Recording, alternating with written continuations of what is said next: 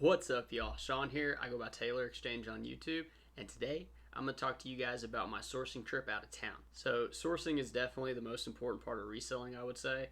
If you don't have good items to sell, you're not going to have good items to sell. I mean, it's really that easy. The trick is buying the good items for cheap enough so that you can resell them online. Now, in my town, I only have a few thrift stores. They're not very good. The prices are excellent, though. Probably the cheapest I've seen anywhere. However, there's not a lot of inventory. As you can see, from the rack over here behind me, that's roughly 100 items, I'd say, maybe like 85. And I'm in the process of listing a minimum of 20 per day, and I want to get to where I'm listing about 40 to 60. It can take about a minute and a half to photograph each item, sometimes less if it's like a t-shirt or a pair of shorts, and it takes me like maybe 2 minutes per item to list. So I just did 20 listings today. I kind of put it off till the afternoon because I knew it wasn't going to take that long. It took about an hour and 10 minutes total, so that's pretty good for me. But if I just chewed through all this inventory, I have to go out and buy some. And right now I'm balancing cash flow for my business. I'm balancing bills that I have to pay. The trick is to just, keep reinvesting the money back into the business and getting enough items to the point where I can be listing 40 to 60 per day, and then eventually pay somebody else to do it, and then just launch the listings at the end. So, crazy long opening, but that's kind of what I'm doing, and I want to talk to you about my strategy on the sourcing trip out of town. So a couple things to consider. One, you need to figure out what day you want to do the sourcing, and you want to make sure that your shipping gets done. So I have 1 day handling on my shipping, and that kind of, I'm weighing on changing it to 2 days. You get a lot of benefits, the top rated seller plus. I think that's what's needed to qualify for it. And the post office opens at 7:30 downtown, so I was able to go there and make it to the bigger city by 9:15ish. It's a little less than 2 hour drive, and there's a lot more thrifting opportunities. So I made a list here on a spiral notebook, and I put 15 stores on the list. Some of the stores open at 9 or 10, other ones close at 7, 8, or 9. So I didn't schedule the trip according to the times that they opened. I just scheduled them as the closest that they were on the route, and I made kind of like a big circle sort of heading back to my city. The first store I went to, the first notes that I wrote for it were low inventory, high cost, but they did have a half off color. The Goodwill in my town, they always have a half off color, and they always have a 99-cent color. So the 99-cent color is a pretty powerful thing, especially if you're okay flipping items that it may not be a powerful brand, but the style or the color, the design, the size gives it enough so you can get that $10 to $15 profit. And a lot of people will pass on like some of the Wrangler cargo shorts, like the camos. People don't really understand that there is really good sell-through in that type of an item. By going to this thrift store, seeing that the prices were higher, I mean, I'm talking $10.49 for a pair of jeans or $7.49 for a pair of jeans. In my thrift, it's $3.99 for a pair of jeans. So I have a big range of what type of jean I can buy as far as brand goes. This first Goodwill, it did have the half off color. I didn't buy a single item there. I was a bit discouraged, and I almost got into a wreck. Like, the bigger city, it seems like people just drive faster, and there's, it's a lot more unfamiliar traffic as far as like the way the highways and the roads and the exits and all that. I drive pretty conservative. I drive pretty slow. This guy like almost wrecked into me, and then of course, we had to go like past the Goodwill and then do a U-turn and come back. He like cut. I was in his blind spot, but not really. But he like zoomed over in front of me. He hit the turnaround and then went to the Goodwill, and I went to the same Goodwill, and like I was gonna say like, oh, that was a close call, but like I didn't even look at him. I just went straight into the Goodwill. But as I was going in, I was thinking this dude's gonna like key my truck or something, thinking that I almost ran into him. Nonetheless, that first Goodwill was not good, so I put an X on it and I crossed out that location on my notebook. The second place I went to, this thrift store, tons of clothes. The pricing was random. They did not have a standard set price, which is a pro and a con. The con is if there was a pair of Levi's really good condition, they would have it priced anywhere from $15 to $20, sometimes even more. If it was like let's say like BKE, like it Miss Me, if they knew the brand, they were going to price it really high. However, they had such a massive inventory that there were plenty of items that slipped through the crack. One of those items was like O'Neill board shorts. They had a ton of those. I did really well. I picked up 28 items for $108.41. So that brings the average cost of goods on there for $3.88. So I definitely kept this item there on the list to go for next time. And I do plan on going next week to the same places that I kept on the list and avoid all the rest. And I'm going to branch out even further on my route and just make like a bigger loop and just avoid the ones that I didn't like. So the next place I went to, much of the same as the first. It had really high prices. They did have a lot of clothes there, but the store was so big that there was a lot of competition, a lot of just, normal shoppers, but I just kept seeing high prices. They did have a discount color, and I noticed the parking was kind of tough, so I didn't really enjoy that. I think it's because it was like most of the parking was on the other side of the building that I didn't see, but they had some parking on one side, and I went to the wrong side, I guess, and I didn't like that location. Next item I went to, it was like a Goodwill, kind of like more like a fancier retail type of Goodwill. Like, I say that because they had a lot less items on the rack, and they were better quality. So like, if I wanted to take a shot on like a $10 pair of jeans to sell for $40, I could have done that. But I typically like to live in the $5 and less and sell for $20 to $30. I ended up buying 2 items from that store. I bought 2 pairs of shoes. All their shoes were $6.99, so you could definitely hit some winners there. And that's the benefit of stores that don't individually price, because it's just a standard price for everything. Both of those shoes, it was $15.13 after tax, so about $7.57 for each one of those. So 30 items. By that time, it was already I think it was like 11 o'clock, and I decided to eat lunch. I was really nervous before this trip, mainly because I haven't done a solo trip out of town. I mean, for my truck, it's like, it ended up being 3/4 of a tank of gas, so that's about $35 to $40. I have a 20-gallon tank truck, and gas here in Texas is pretty cheap. It's like $2.79 a gallon, but it's definitely like an investment, So the reason I was tired was because my wife had woken up at about 4 o'clock to go to the restroom, and it kind of woke me up, and I went to check my phone to see what time it was, and it was like 4:15, and I had 7 sales that I didn't pack. The previous day I had 17 sales, and I pre-packed them because I knew I wanted to eat breakfast, go to the post office, and be ready to go out of town.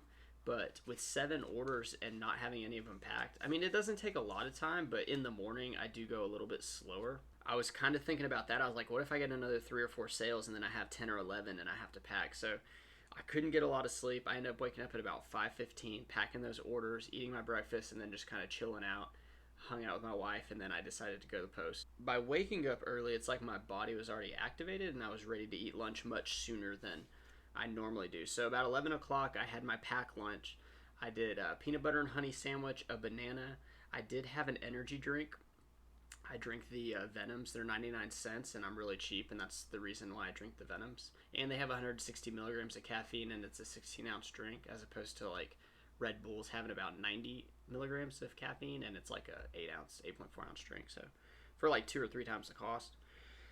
I go with Venoms, and I had pistachios. I'm real big on pistachios. I eat them every morning, and for lunch typically like just a handful, nothing crazy. All right, the next town over, I went to one of the Goodwills, and it was kind of similar. The prices were really high for me, and what makes it tough about the price being high is like I average about $12 profit after everything on each item, and if I have to pay $5 more for a pair of jeans, like that brings it down to $7. But then some of the items aren't as great. Maybe it's only an $8 or $9 profit, and others are like a 15 to 20. So whenever you're dealing with that, you don't want to buy a jean to break even. You want to make at least, you gotta set yourself a minimum, whether it's $5, $7, $10, 15, 20, whatever you want to do. The goal of this trip was to pick up as many items as possible, but it was also to figure out what stores that I need to be going to. Now that I'm full-time, I'll have to make this trip at least once a week, possibly twice a week. I really just wanted to hit all my marks and see, which ones are worth going to again, and that's why I decided to take notes. So I put another X through this Goodwill. I put small store, high prices, low inventory. The hours were 9 to 9, so I mean that's pretty good. And I wasn't looking at hard goods. Like, I used to sell quite a bit of hard goods. I used to sell quite a bit of shoes On some of these ones where the clothing was too high, I did look at the shoes, and I was able to pick up about 6 pairs on this trip, all about 50, I would say $50 plus on a sale. So, and those shoes were about $10 or less on all the ones that I picked up. All right, the next store was a really good one. They had a discount color. They had great items. They had a lot of items. I paid. They had a lot of items. I got 24 of these items and paid $92.32. So that's $3.85. A lot of shorts, you know. I don't know if it's because people are kind of like turning their closets over and getting ready for fall, but I picked up quite a bit of shorts. I love selling shorts. I'm really good at selling jeans and men's, women's jeans, but shorts I'm starting to get into just because they're smaller items, so I can store more of them in my storage system, and I can take the measurements when I'm doing the photos much faster. I use a reseller ruler. I'll grab it real quick. So you can order these online. I'm not sure who makes them. I made this one myself. You just get a bolt, a washer, a wing nut, and then you got to route out, probably the most difficult part, you got to route out this groove, and then you just kind of set them up. And so I do the front and back of the clothing item. I do the 4 measurements. I do the tag, which is either the size or the material. Sometimes I try to get them both in the same shot. And then I do the back pocket. So that would be front, back, 1, 2, 3, 4, 5, 6. Front, back, 4 photos. So that's 6. So for photos, I do the front and back of the item, that's 2. And then I do 4 measurements, that's 6. I do the tag measurement, that's 7. And then I do a zoom up of the back pocket, that's 8. I do 8 photos for all my items. Why do I do 8? I'm not really sure, but I just started getting into 8. I like to do at least 6 and sometimes 12, but 8 is kind of like a happy median for me. Now, if the item has a stain, if it's a men's pair, I do not take the rise measurement and I put the stain in. One, because I don't think men care about the rise as much as women, and that's really the only reason. Now, if a women's pair of jeans or shorts has a stain on it, I take still the 4 measurements, but I don't take the close-up of the back pocket. I figure like the overshot of the back of the jean, people can get a good idea. But if there's a stain, I want to make sure that that's the second photo in the listing. You got your profile photo for each item, and then you have the next one over, and that's the one that has the flaw so that people can see it right away when they're scrolling through their phone or at their computer. All right, so far I've been to 1, 2, 3, 4, 5, 6 stores, and I've only hit 2 where I bought significant amount of inventory. Next, I went to some more stores. So this one I put decent but not great. I put high prices and discount, and the reason I put that is because I did find 6 items. I spent $28.62, and I had an average buy cost of $4.77. So likely this one was just a bigger store. But I think it might have been cleaner too, because some of the other bigger stores, they were kind of like unorganized and had high prices, and that's definitely not what you want to see. The next store, they did have a 99-cent color, so I put average prices, big selection, 99-cent discount color. This one, I bought 9 items and paid $50.50. That's $5.62. So again, I put decent, not great. Now, out of these 2 that were decent, not great, the one with the 99-cent color is pretty significant. However, if there's other resellers in the area, they'll probably wipe out all those 99-cent items, either to your resale consignment or sell themselves online. So, kind of tricky, but, you know, it's a maybe. It's a maybe. Who knows? All right, then I went to another store, and I put a complete X on it, and I just wrote bad because it was that bad. I was like, dang, I didn't buy anything from there, and it was terrible. Those terrible places, I say that, it's terrible for me as a reseller. A lot of these thrift stores in the bigger cities had nicer clothes. So if I was a shopper, I'd be really happy with some of these thrifts. But as a reseller, and once again, I'm not looking at hard goods. They definitely had way more hard goods, but I'm out of the hard good games. I'm not messing with VCRs anymore. I recently went to an estate sale and bought like the little mini TVs with the VCR, and it worked at the place, but I didn't have a cassette to test it with. When I tested with the cassette here at the house, it would shut off. The TV just shut off. So, very disappointed. I paid $5 for that, so complete waste of money. But they sell for about $100, $200, so, something to look out for. Next store, this was a good one. They had a half off on Wednesday, so I was there on a Wednesday. I bought 16 items and spent $49.08. That's an average of $3.07 for cost of goods. That's really where I like to be at. I've been keeping my spreadsheet like Casey the Rockstar Flipper showed about the quantity of items, how much you spend, and then like a running total of the average on the like all the items you buy, and then an average of like that trip that you went to. So that's really kind of opening my eyes to about how much I'm spending per item. And I think if you stay under like the $5 to $6 mark, you can be okay. But definitely keep that low, and you're gonna make more money. Next, I wrote I wrote trash next to this one, and the reason I did that because it was just messy. It almost looked like that dirt cheap place, if you guys know of those in your town. It's just like stuff was everywhere. They had like clothing, even low brand clothing, but with the tags priced at $20 and $30. They had some shoes for like $70. I mean, awful. And I still bought two items. I paid $9.72, so it was $4.86 on these two items. I don't really remember what they were, but I did buy a lot of shorts and things like that. So a few pairs of shoes. I don't know if I got the shoes from there. I don't think I did. Oh, I know what I bought from there. It's right here. I bought a hard good. This is a Yamaha. The RV.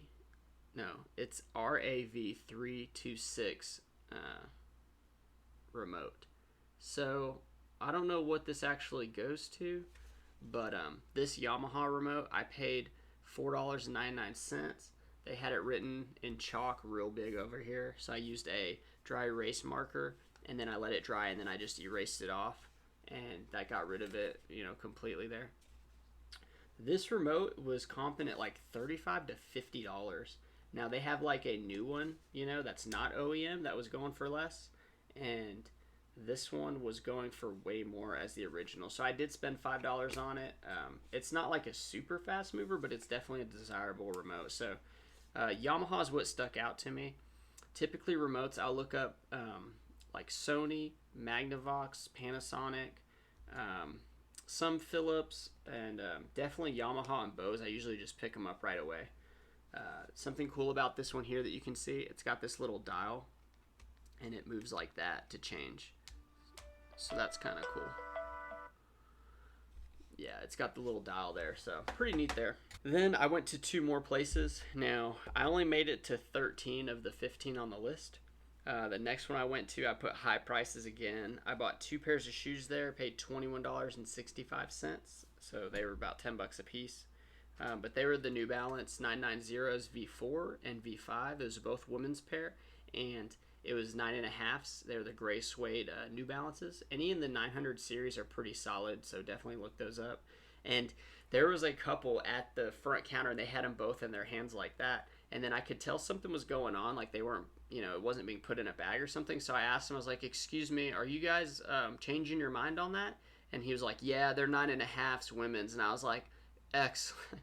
I was like, "Excellent, I'll take them." And I put them in my cart, and then I looked around. I was like, well, I guess I'll check out, because I was already done with the store. So pretty great deal to pick those up. Definitely good shoes to find. If they were the men's, they'd be worth like 120 bucks, but the women's are worth about 75, like solid on those. The next one I went to, it was closed. This one closed at 7, but I do remember going to this thrift like a few months back whenever I was still kind of like learning the ropes on what I wanted to resell full time, and I remembered it being terrible. They just had a lot of furniture and like decor stuff, so definitely not the type of resale place I want to go to. And then the last place I went to, it was just really high prices. So I was able to buy 3 items there for $20.54. That's $6.75 a piece. All in all, pretty good trip. It did take forever though. I mean, I left my house at 7:45 maybe, and I didn't get back, or I left the post office at 7:45 in town. I didn't get back till 10 p.m. So I spent all day and night there. I did take an hour, aside from that like 15-minute lunch break that I packed. I took an hour break to see my friend, and we had lunch at, well, kind of like not brunch, but what's in between lunch and dinner, like I think it's supper. I think they do like supper and then dinner. I think that's what they used to call it, because it was like 4 o'clock, and that was cool to kind of relax. But honestly, my body, I was physically tired. I mean, I'm fairly athletic, but just being on my feet all day and going to all those stores, I was pretty tired. And I was pretty surprised too. So that was kind of lame, but I did figure out there are out of the 13, there's 10 stores that I'll never go to again. So that's definitely going to help for next week whenever I make this trip again. Grand total, and the reason I didn't go to the very last place was because it was too late. It was closed. It closed at 8, and I was at that other store at like 7:50, so I wasn't going to make it across to the next one. All in all, I bought 94 items, and I spent $407.31, and that was an average buy cost of $4.34. So solid, that's like 2 to 3 days worth of listing. I've been listing at least 20. Some days I'll list 30 or 40, and then sometimes I'll schedule them out for Saturday, Sunday. This day in particular, I did have 20 scheduled to post while I was out thrifting, and that was a pretty good advantage. I had plenty of sales come in. I think I finished with like 11 sales while I was thrifting, and I've been averaging between like, I'd say like 8 and 20 sales a day. So it's been pretty good. Just really trying to figure out like my route. So I would suggest typing in thrift stores near me and then expanding the map and then typing it in like the bigger cities near you, and just try to like make loops and take detailed notes so that you know which ones to avoid and which ones to go to.